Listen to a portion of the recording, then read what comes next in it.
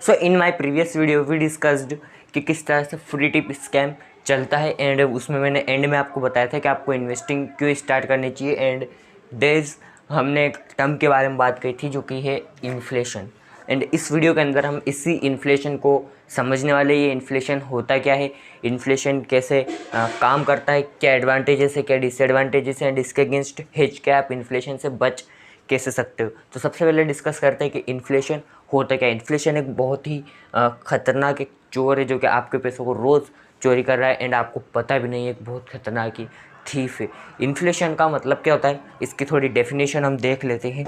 तो in economics, inflation is a general increase in prices of goods and services in an economy when the general prices level rises each unit of currency buys fewer goods and services. Consequently, inflation corresponds to a reduction in the purchasing power of money.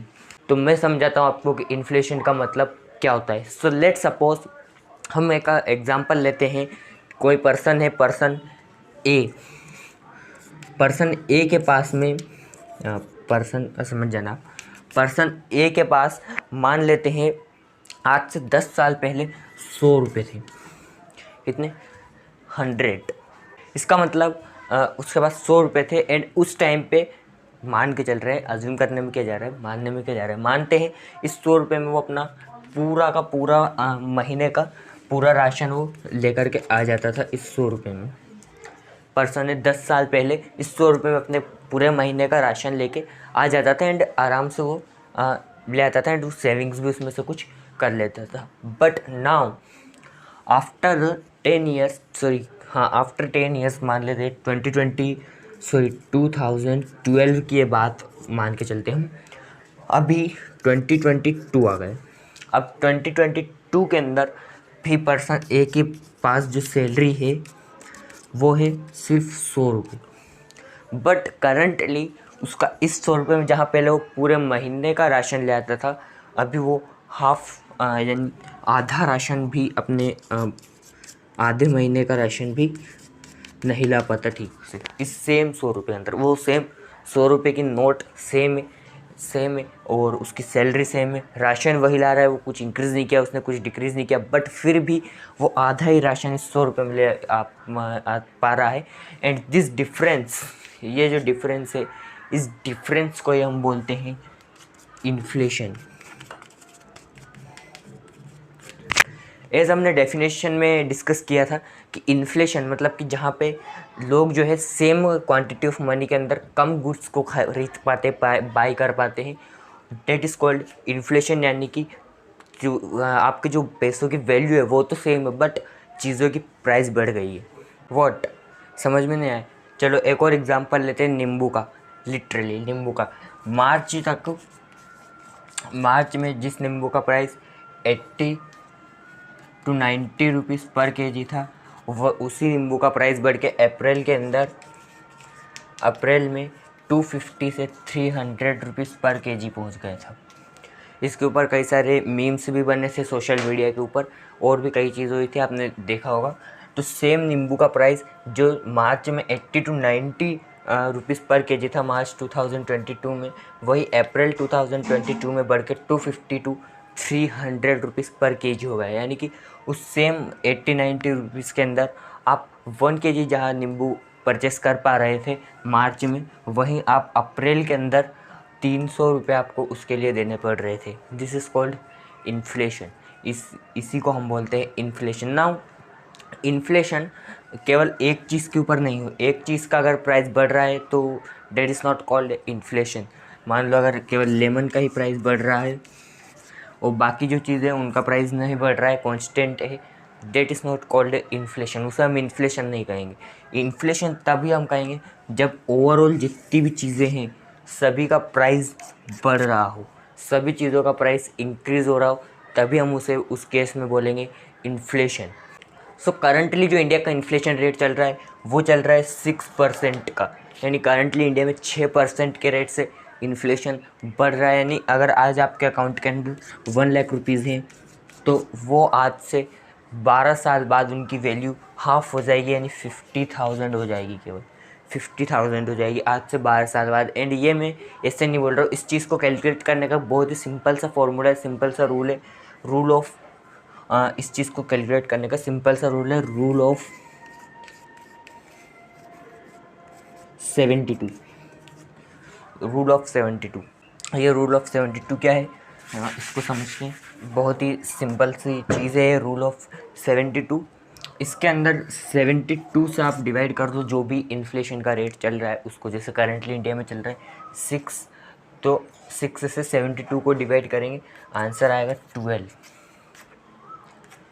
और ये जो answer है ये वो time है, वो year है जितने साल बाद आपके जो कैपिटल है उसकी वैल्यू हाफ हो जाएगी, उसकी वैल्यू हाफ हो जाएगी यानी आधी हो जाएगी। तो ये रूल ऑफ 72 है। इसे आप इन्वेस्टमेंट्स जब आप करते हो उसके अंदर भी आप यूज़ कर सकते हैं, ये पता लगाने के लिए कि कितने सालों में आपका जो कैपिटल है, जो इन्वेस्टमेंट है वो डबल हो जाएगा। जैसे मान लो आज आपने 10,000 इन्वेस्ट की है तो कितने साल बाद जाके 20,000 हो जाएंगे। इन्वेस्टमेंट के अंदर इन्फ्लेशन में हम यहाँ इन्फ्लेशन का रेट ले रहे हैं, इन्वेस्टमेंट में सेम 72 के डिवाइड में आपको लेना है जो भी आपका इन्वेस्टमेंट का रिटर्न रेट है उसका। जैसे मान लेते हैं आपका इन्फ्लेशन आपका सॉरी रिटर्न का जो आपकी जो इन्वेस्टमेंट है वो 12% का रिटर्न दे रही है, तो 12 से इसको डिवाइड करेंगे तो यहाँ पर आंसर आएगा 6, यानी 6 साल लगेंगे आपके पैसों को डबल होने में उस इन्वेस्टमेंट के अंदर। सो ये रूल ऑफ 72 है। तो इसके अकॉर्डिंग आने वाले 12 साल में आपकी जो वैल्यू है, आपकी जो मनी की वैल्यू है वो हाफ हो जाएगी। मतलब कि जितने पैसों में आप आज जो चीज़ों को परचेस कर पा रहे हो उतने सेम अमाउंट ऑफ मनी में आप आधी चीज़ों को परचेस कर पाओगे आज से 12 साल के बाद। And this is called inflation. Now inflation के कई सारे रीजंस हो सकते हैं, जैसे कि चीज़ों की डिमांड जो है, प्रोडक्ट्स की डिमांड जो है वो बढ़ रही है लेकिन सप्लाई लिमिटेड है, सप्लाई कम है, तो इस केस में भी जो प्राइजेस हैं prices will increase and inflation इससे भी बढ़ेगा, जिसे हम डिमांड पुल इन्फ्लेशन कहते हैं। इसका सबसे बेस्ट एग्जांपल है पेट्रोल प्राइजेस। सो पेट्रोल प्राइजेस के अंदर जो आपको स्क्रीन के ऊपर साइड में मैं एक चार्ट है दिखा रहा हूँ जो आपको स्क्रीन के ऊपर, तो ये जो चार्ट आपको दिख रहा है इसमें आप देख सकते हो कि अप्रैल 2003 के अंदर, अप्रैल 2003 में जिस पेट्रोल का प्राइस 33.49 रुपीज़ पर लीटर था, उसी सेम का पेट्रोल का प्राइस अप्रैल 2010 में बढ़कर हो गया, अप्रैल 2010 में उसी का एवरेज प्राइस हो गया 48 रुपीज़ पर लीटर,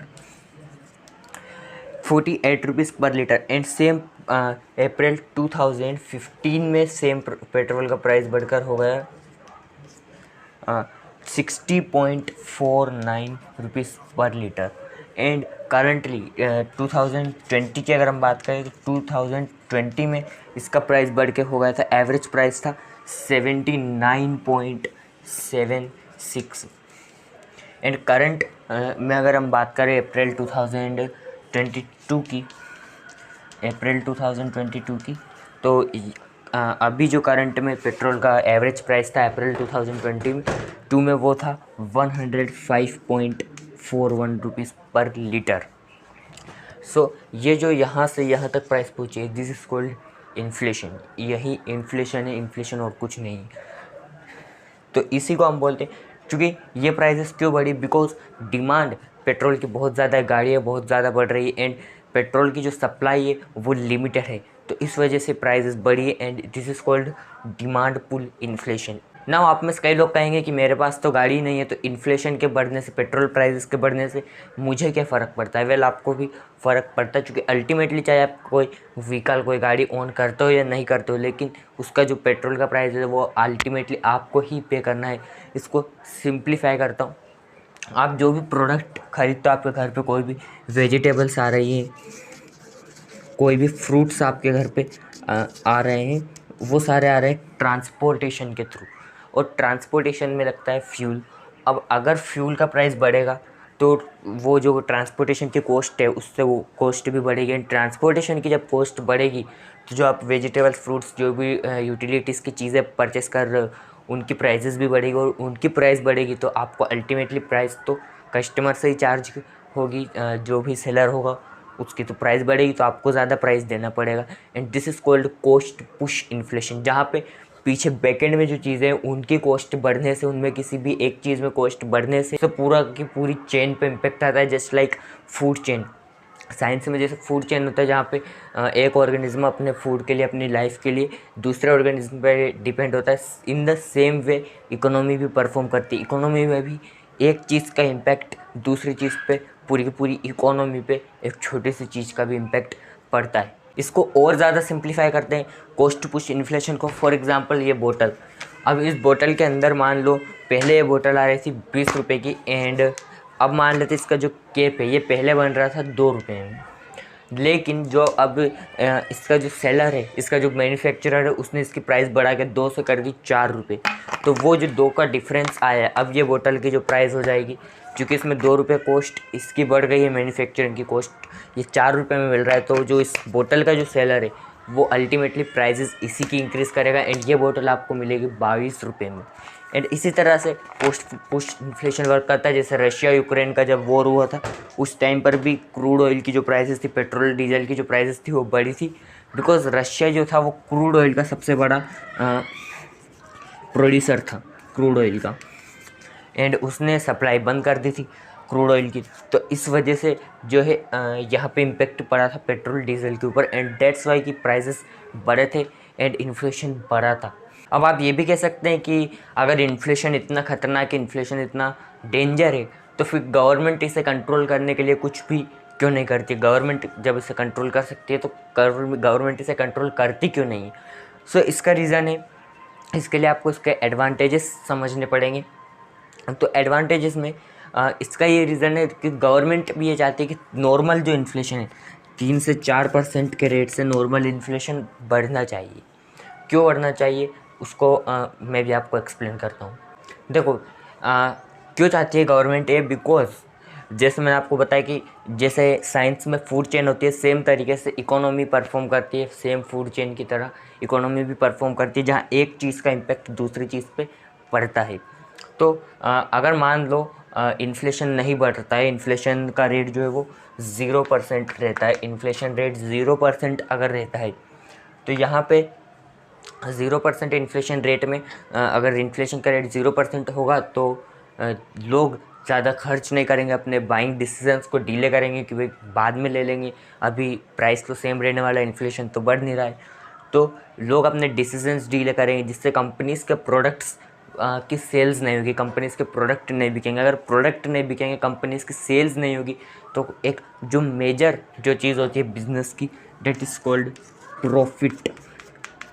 वो प्रॉफिट्स कंपनीज अर्न नहीं कर पाएंगी क्योंकि सेल्स नहीं होगी। जब कंपनीज़ के पास प्रॉफिट्स नहीं आएगा, जब कंपनीज़ की सेल्स नहीं होगी, कंपनीज़ के पास में कोई रेवेन्यू नहीं आएगा, यानी कोई पैसा नहीं आएगा, तो वो एम्प्लॉयज़ को उनकी सैलरी नहीं दे पाएगी। एम्प्लॉयज़ को जब सैलरी नहीं मिलेगी तो एम्प्लॉयज़ अपनी डेली यूटिलिटीज़ की बेसिक चीज़ें भी नहीं खरीद पाएंगे, एम्प्लॉयज़ और खर्च नहीं कर पाएंगे। एंड इकोनॉमी जो है, इकोनॉमी चलती है सिर्फ और सिर्फ एक चीज़ पे, and that is called consumption. यानी कि buying and selling of goods के ऊपर इकोनॉमी वर्क करती है, कंजम्पशन के ऊपर इकोनॉमी पूरी की पूरी चलती है। एंड जब कंजम्पशन ही नहीं होगा, जब लोगों के पास पैसा ही नहीं होगा, तो वो कंजम्पशन कर ही नहीं पाएंगे, buying and selling of goods कर ही नहीं पाएंगे, एंड अल्टीमेटली जो पूरी की पूरी इकोनॉमी है वो इकोनॉमी ही पूरी डाउन आ जाएगी, पूरी इकोनॉमी ही क्रैश कर जाएगी, पूरा देश ही, उसमें पूरे देश की इकोनॉमी डूब जाएगी। तो इसलिए गवर्नमेंट चाहती है कि नॉर्मल 3 से 4% का जो इन्फ्लेशन है वो बढ़े, लेकिन जब ये इस 3-4% से इन्फ्लेशन जब ज़्यादा बढ़ जाता है, जैसे करंट में इन्फ्लेशन का रेट 6% हो गया है, जब ये बढ़ता है तो फिर गवर्नमेंट आती है, आरबीआई आता है, आरबीआई रेपो रेट्स को, सॉरी इंटरेस्ट रेट्स को देश में इंक्रीज़ करता है, जिससे इन्फ्लेशन कंट्रोल में आ जाता है। वेल मैं जानता हूँ आपका भी कुछ ऐसा ही रिएक्शन होगा, क्योंकि आप ये भी कह सकते हैं कि अगर इंटरेस्ट रेट बढ़ेगी तो इससे तो वही और ज़्यादा पैसा खर्च होगा, तो इन्फ्लेशन इससे कैसे कंट्रोल में आएगा। सो वेल इस चीज़ को हम डिस्कस करेंगे इसके just next part of the video में, यानी कि जस्ट इस वीडियो के जस्ट बाद जो वीडियो आएगा, जो कि आपको 3-4 दिन में मिल जाएगा, उस वीडियो के अंदर हम इस चीज़ को भी डिस्कस करेंगे कि इंटरेस्ट रेट्स का इन्फ्लेशन पे कैसे इम्पेक्ट आता है। इन्फ्लेशन एक बहुत ही डेंजर थीफ है, एक बहुत ख़तरनाक चोर है, जो कि डेली आपके पैसों को चुरा रहा है एंड आपको इस चीज़ की खबर भी नहीं है। आज आपके पास जो पैसे वो अपनी वैल्यू को डेली लूज़ कर रहे हैं। जो आपके सेविंग्स अकाउंट के अंदर जो पैसा पड़ा हुआ है वो डेली अपनी वैल्यू को लूज़ कर रहा है एंड इस इन्फ्लेशन से लेकिन बचने का कोई तरीका नहीं है कि आप पूछ सकते। तरीका है, वो मैं अभी आपको बताता हूँ।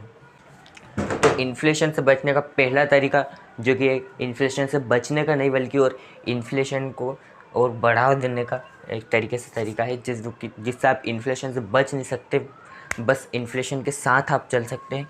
एंड जिसे कई लोग इंडिया के अंदर इन्फ्लेशन से बचने का तरीका मानते हैं, that is FD, means fix deposit, जहाँ पे आपको 7% का रिटर्न मिलता है, 6 to 7%। नाउ जब हम समझ चुके हैं कि इन्फ्लेशन का रेट ही 6% है और FD में आपको 7% का रिटर्न मिल रहा है, तो यहाँ इन्फ्लेशन को तो आप बीट कर ही नहीं पाओगे। तो ये कोई ऑप्शन है ही नहीं इन्फ्लेशन से बचने का, FD। दूसरा वे है you can invest in gold, जहाँ पर आपको 8% रिटर्न मिलता है। Gold is also a very good option of investing, but यहाँ सिर्फ इन्फ्लेशन से बच सकते हो, उसको बीट नहीं कर सकते। यहाँ से आप वेल्थ क्रिएट अपने नहीं कर सकते गोल्ड से, चूँकि यहाँ 80% का आपको मिल रहा है। मीन्स आप इन्फ्लेशन से तो आप बच जाओगे अगर गोल्ड में इन्वेस्टमेंट आप करते हो। Third thing is stock market.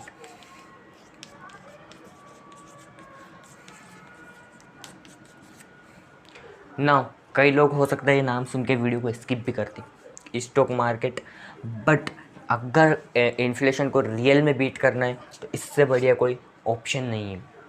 यहाँ आपको इजीली, अगर आप किसी पर्टिकुलर स्टॉक में भी इन्वेस्ट नहीं करते, आप ना करते हो, आप इंडेक्स फंड में इन्वेस्ट कर देते हो। अगर इंडेक्स फंड्स लाइक सेंसेक्स है, निफ्टी है, इनके अंदर आप इन्वेस्ट करते हो। सेंसेक्स निफ्टी जो है उसमें देश की टॉप 50 कंपनीज आती है, निफ्टी के अंदर देश की टॉप 30 कंपनीज आती है सेंसेक्स के अंदर, यानी कि ये वो कंपनीज इसके अंदर आती है जो पूरे देश को चला रही है। एंड अगर ये कंपनीज डूबे ही तो देश तो वैसे ऑटोमेटिकली डूबना है।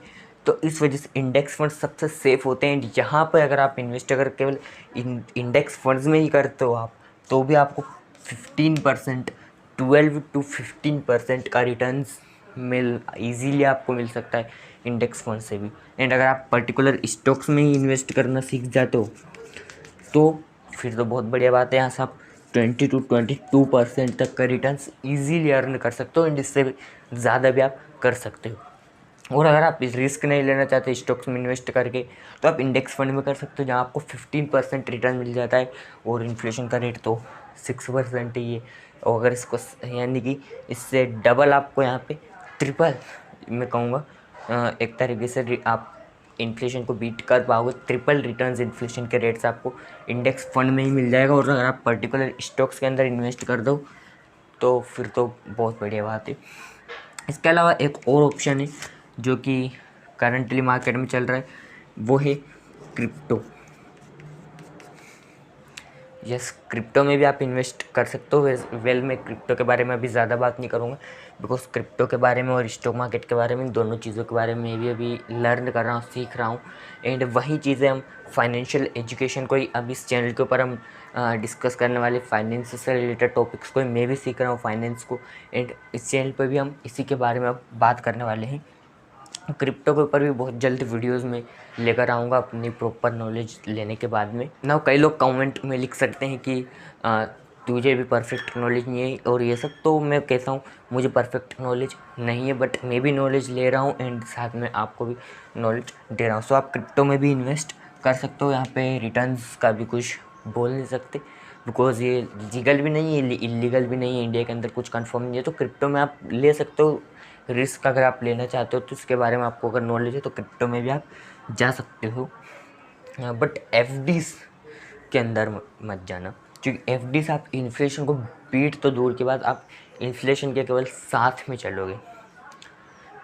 आप गोल्ड में कर सकते हो, स्टॉक मार्केट में कर सकते हो, क्रिप्टोस के अंदर कर सकते हो। स्टॉक मार्केट में अगर आपको रिस्क कम लेना है तो आप इंडेक्स फंड की तरफ जा सकते हो, आप चाहो तो म्यूचुअल फंड्स की तरफ जा सकते हो, म्यूचुअल फंड्स में आप इन्वेस्ट कर सकते हो। तो इतने तरीके हैं, और भी कई तरह के तरीके हैं इन्फ्लेशन को बीट करने के, बट एफडी को छोड़कर।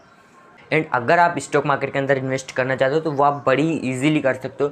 आप स्टॉक्स या एंजल वन के साथ अपना फ्री में डीमेट अकाउंट ओपन करके, जहाँ पे आपको 0% मेंटेनेंस चार्ज देना है, 0% ब्रोकरेज देनी है, कोई ब्रोकरेज भी नहीं मिलेगी। एंड इनफैक्ट अप स्टॉक्स जो है, अप स्टॉक्स में रतन टाटा सर ने भी खुद इन्वेस्ट किया हुआ है, तो इससे बड़ी तो कोई बात हो ही नहीं सकती। और इंडिया का नंबर 1 स्टॉक ब्रोकरेज प्लेटफॉर्म है अप स्टॉक्स। तो आप स्टॉक्स के थ्रू अपना डीमेट अकाउंट फ्री में ओपन कर सकते हो। अगर आप स्टॉक्स नहीं जम रहा तो एंजल वन के साथ आप जा सकते हो। इन दोनों का लिंक मैंने आपको नीचे डिस्क्रिप्शन और कमेंट बॉक्स के अंदर दे दिया है, तो वहाँ से जाके आप अपना फ्री में डीमेट अकाउंट ओपन करवा के अपनी स्टॉक मार्केट की जर्नी को स्टार्ट कर सकते हो एंड इन्फ्लेशन को बीट कर सकते हो। एंड आने वाले टाइम और भी इन्वेस्टिंग एंड फाइनेंस से रिलेटेड वीडियोस अगर आप देखना चाहते हो तो आप हमारे इस यूट्यूब चैनल को सब्सक्राइब भी कर सकते हो। एंड अगर अभी तक नहीं किया है तो अगर आपको ये वीडियो पसंद आए तो इस वीडियो को लाइक करना और शेयर कर देना सबके साथ, ताकि सभी को पता चले कि इन्फ्लेशन को कैसे बीट करना है, कैसे क्या होती है इन्फ्लेशन। एंड इससे पहले फ्री टिप स्कैम के ऊपर हमने एक वीडियो बनाया था, उसको आप ज़रूर देखना, ऊपर आई बटन में उसका लिंक आपको मिल जाएगा। सो मिलते हैं नेक्स्ट वीडियो में नेक्स्ट बार प्रॉब्लम के सोल्यूशन के साथ। तब तक के लिए धन्यवाद।